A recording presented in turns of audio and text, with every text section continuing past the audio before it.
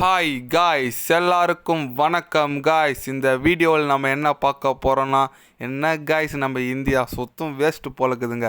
ஸ்ரீலங்கா அன்னைக்கு ஆப்போசிட்டாக தேர்டு ஓடியையும் தோற்று இது வரைக்கும் 27 வருஷத்தில் இது வரைக்கும் எந்த ஒரு சீரீஸும் ஸ்ரீலங்கா அன்னைக்கு ஆப்போசிட்டாக தோற்றதில் மோசமான சாதனை படைச்சிருக்காங்க. அதுவும் கௌதம் கம்பீர் தலைமை பயிற்சியாளராக வந்திருக்கிற முதல் சீரீஸில் இந்தமாரி நடந்திருக்குது. எல்லாருமே கண்டிப்பாக ஆச்சரியத்தோடு பார்க்குறாங்க. அது மட்டும் இல்லாமல் இந்த தோல்வி குறித்து கௌதம் கம்பீர் ரொம்பவும் ஆவேசமாக பேசியிருக்காரு. அவர் என்ன பேசினார், ஏது பேசினார் சொல்லிட்டு வீடியோவில் டீட்டெயில்டாக பார்க்கலாம். அதுக்கு முன்னே நீங்கள் நம்ம சேனலுக்கு புதுசாக வந்திருந்தீங்கன்னா ஒரு சப்ஸ்கிரைப் மட்டும் பண்ணிவிட்டு வாங்க, வீடியோக்குள்ளே போகலாம். ஆமாங்க, மேட்ச் முடிஞ்சதுக்கு அப்புறம் பார்த்தீங்கன்னா நம்ம கௌதம் கம்பீர் பார்த்தீங்கன்னா பத்திரிக்கையால் சந்திச்சார். அவர் என்ன சொன்னாருன்னு கேட்டிங்கன்னா, இந்திய அணி நான் எதிர்பார்த்த அளவுக்கு ஆட மாட்டுறாங்க. போலிங் நல்லா இருக்காங்க. பேட்டிங் நான் எவ்வளவோ அவங்களுக்கு டைம் ஸ்பெண்ட் பண்ணி எவ்வளவோ சொல்லி தந்தேன். பட் அவங்க எக்ஸிக்யூட் பண்ண மாட்டுறாங்க. எனக்கு ரொம்பவே வருத்தமாக இருக்குது. கண்டிப்பாக நான் நிறைய பிளான் பண்ணி தான் அனுப்பிச்சேன். பட் அது எக்ஸிக்யூட் கரெக்டாக பண்ணலை.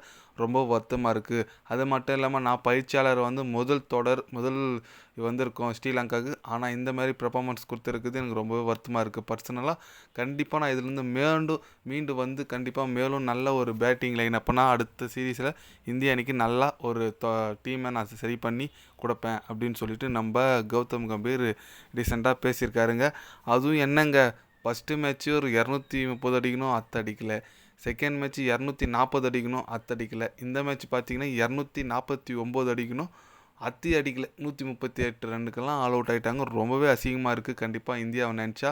ஏன்னா அந்த மாதிரி ஒரு பேட்டிங் லைனப்புக்கு ரோஹித் சர்மா, கில், விராட் கோலி, ஸ்ரேயஸ் ஐயர், அவர் இந்த மேட்ச் ரிஷப் பந்த்லாம் வேறு எடுத்துகிட்டு வந்தாங்க. ரியான் பராக்கு அவர் போலிங் நல்லா போட்டார். பட் பேட்டிங்லாம் அந்தளவுக்கு பண்ணல. அக்சர் பட்டேல் சொல்லிட்டு நல்ல பேட்டிங் லைனப் இருக்குது. ஆனால் இந்தளவுக்கு மோசமாக விளையாடி இருக்காங்க. கண்டிப்பாக ரொம்பவே கஷ்டமாக இருக்குங்க. ஏன்னா இந்தியா வந்து ஒரு 27 வருஷம் சும்மா இல்லைங்க, ஒரு வருஷம் 2 வருஷம் இல்லை, 27 வருஷமாக ஒரு டீம் வந்து இந்தியாவுக்கு ஆப்போசிட்டாக தொடரே வென்றது கிடையாது. T20லும் சரி, டெஸ்ட்லும் சரி, ஓடிஐலும் சரி, எதிலுமே ஜெயிச்சதில்லைன்னு நினைக்கும் போது இப்போ வந்து அவங்க ஜெயிச்சிருக்குது ரொம்பவே இந்திய அணிக்கு கிடைச்ச ஒரு எப்படி சொல்கிறது, ஒரு அவமானம் தான் சொல்லலாம். ஏன்னா அடுத்து மேலும் வர சீரீஸில் கண்டிப்பாக ஞாபகம் வச்சுக்கணுங்க. ஏன்னா T20 உலகக்கோப்பை வின் பண்ணிட்டோம், அதிலே ஏறக்கூடாது. அடுத்து வர்றது ஓடிஐ, டெஸ்ட் சாம்பியன்ஷிப்பு அப்படி இப்படின்னு வருது.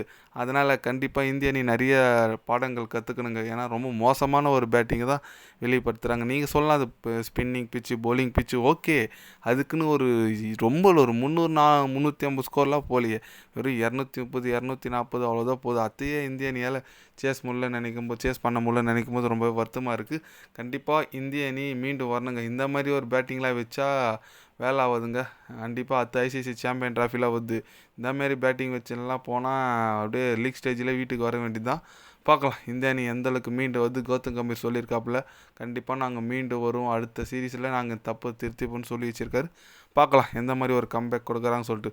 நீங்கள் சொல்லுங்கள், ஸ்ரீலங்கா அணி இந்த தொடரை வென்றிருக்கிறத பற்றி நீங்கள் என்ன நினைக்கிறீங்க சொல்லிட்டு ஒரு கமெண்ட் பண்ணிட்டு போங்க. இது போன்ற ஸ்போர்ட்ஸ் நியூஸை தெரிஞ்சுக்கணுன்னா சேனலை சப்ஸ்கிரைபர் லைக் ஒன்று பண்ணிக்கோங்க. கண்டிப்பாக கிரிக்கெட் பற்றி day by day channel update வரும். மறக்காமல் சப்ஸ்கிரைப் மட்டும் கொஞ்சம் பண்ணி வச்சுக்கோங்க. நன்றி, வணக்கம்.